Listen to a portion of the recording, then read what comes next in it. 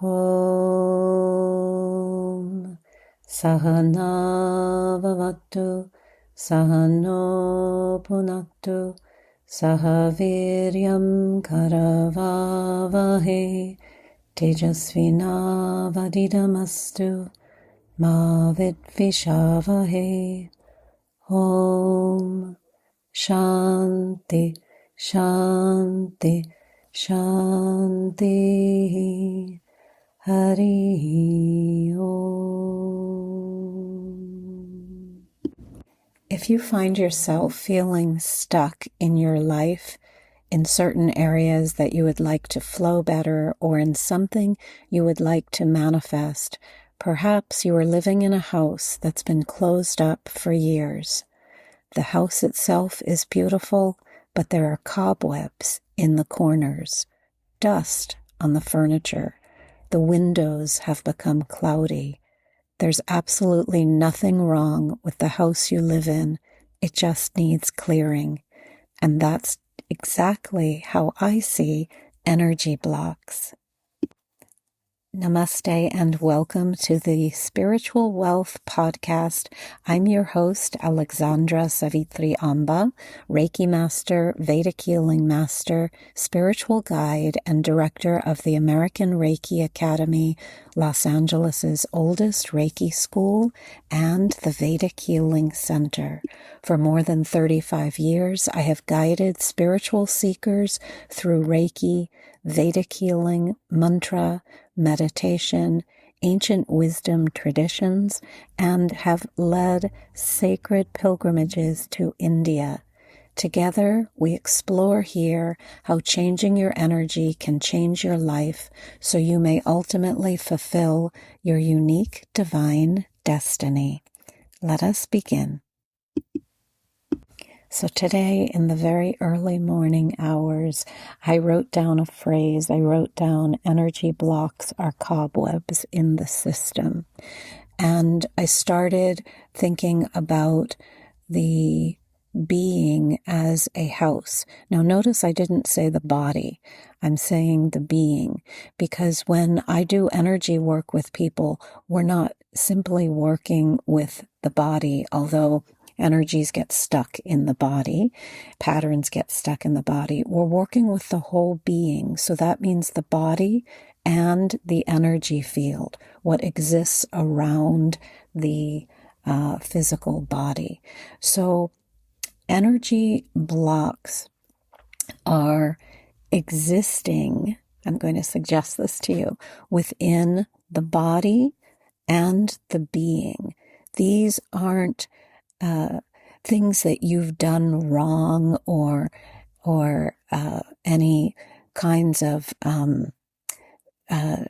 negative notions. They are simply places where life force energy has stopped flowing as beautifully as it can. So these blocks come from so many different things. I've said before that your being is like a computer, but today I want you to think of it like a house, a beautiful house. And yet when you open the door, you see dust in certain areas and you see cobwebs in the corners, maybe over furniture, or, just think of the whole scene that you are envisioning. And these blocks come from so many different things. As I said, it could be from painful experiences, could be from painful conversations. It could be from looks that people give you. Just when they glance at you and you feel something from them that's not very pleasant. It could be from years of you ignoring your intuition. It could be from painful emotions, grief that's never had the ability to or the permission to move through you. So it's stuck there and it's creating a cobweb. It's creating something dusty. And sometimes it's from living a life that you don't really like. So there are elements in your life that you are accepting as something that you must do, but you don't really like that. For instance, going to a job you despise, or working with a boss who isn't kind to you, or not standing up for yourself, or being in a relationship that is not serving you. And so many things we can touch upon that can be construed as energy blocks. And after many years, these are like little bits of stagnant energy collecting. And again, as I saw it very clearly today, was cobwebs in the corners of the rooms, and not even only in the corners, but all over the place. So when I work with people, I tell them, you don't have to become more of anything. You already are. So the house is already there. And let's say all the beautiful furniture is inside. The beautiful furniture is your organs, your brilliant mind, your amazing intuitive sense. It's all the life force energy that's flowing through you. So again, when I'm talking about energy blocks, I'm thinking of both the body and the being. So the whole space, when I say being, it's the body and the energy field. Sorry, that's a better description. So I'm thinking of the whole comprehensive system. And your essence, your light is already in there. You open the house and you see, oh, all these beautiful things I've been given, or maybe I've placed there. These can be skills that you have developed, and they're sitting there. They're on the coffee table, and you've placed a beautiful pillow on the couch, which represents something else, some gift or talent of yours, or again, a skill you have honed. All of these things are sitting there, but they become dusty, partly from underuse, partly from not acknowledging them, partly from choosing to hide them, from fear, from insecurity. So many things will influence how you express the essence within you. And our job as healers is to help clear away the cobwebs so that you can see again, hear again, perceive again, and access again the light that's within you. And that's how I see healing work when I do body work on people, or when I work with them on the phone. And what happens when these cobwebs clear? Now, before I say that, I want to say that the healer is, again, simply a facilitator. So we're never doing anything to the recipient. We are a catalyst for the cobwebs to clear, for the light to shine more brightly, for all the dust to become magically and swiftly removed from the home. So what happens when the cobwebs clear? Some of the things that happen are you begin to trust yourself more. It's like you suddenly wake up and you say, oh, I get it. I just need to follow my intuitive voice. I need to trust that voice. I need to act according to that voice. I had a message today in meditation. I've been wanting, it's a very small message. I've been wanting to and intending to repaint my meditation room. And I have somebody hired who's ready to come and do it. and I haven't quite been able to arrange a time. But I've also vacillated because I love to do things myself in my house because I know that I am putting my energy into the project. And then today, very clearly, I received the message to begin today. Now, I did not intend to begin today, and I didn't intend to do the painting myself this time, but I received the message to begin today, and I knew that meant me doing it myself. So it's perfectly fine. I have repainted many homes I've lived in and many healing spaces. And the thing is, when you are creating change in your home, so think back about your home and the vision of the healer working with you. The healer is essentially as I said, facilitating the change, but you are doing the work. So I am the healer of my meditation space, of the room that I'm about to repaint. So I am facilitating that room to come alive. I am the healer. The room is what needs to come to life. Now, you may say this is kind of a strange analogy because a room is not an animate object. But because I work with feng shui and space energetics, I know that my space holds energy and I'm essentially imbuing it or triggering it to release its energy. So imbuing, so the healer working with the client is partly imbuing you with energy because she is enabling light to pass through her and go into you. So yes, that's an imbuing of light. But then your body and your being and your whole energy field is doing with it what it needs to. So I think of space that way also.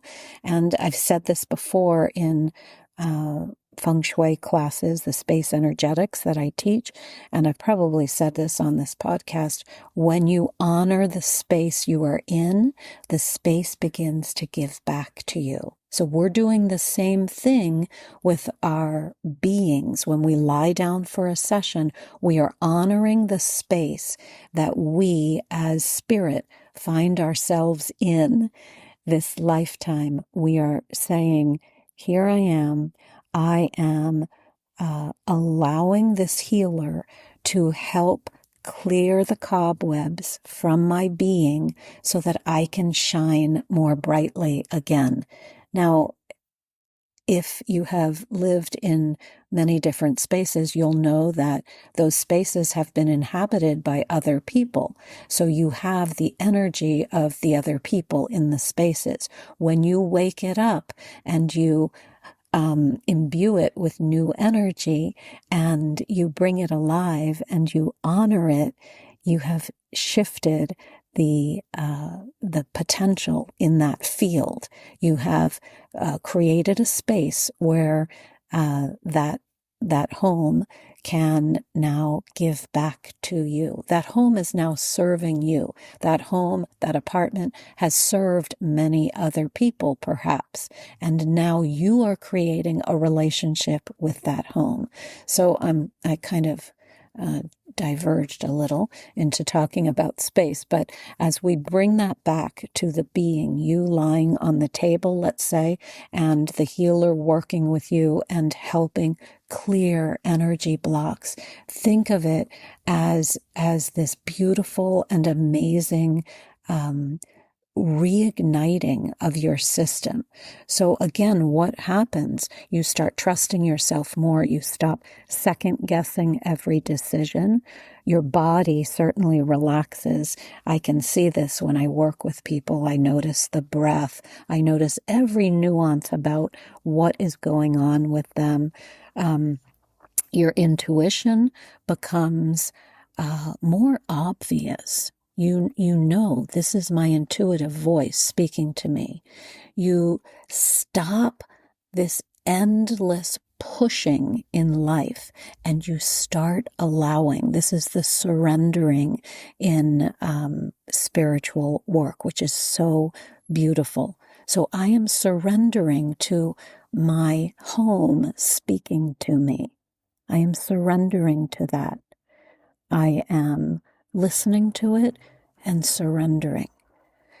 Life, of course, is going to be full of problems and challenges, but as you start to clear cobwebs from your system, you will find a glorious flow that opens up. So instead of trying to change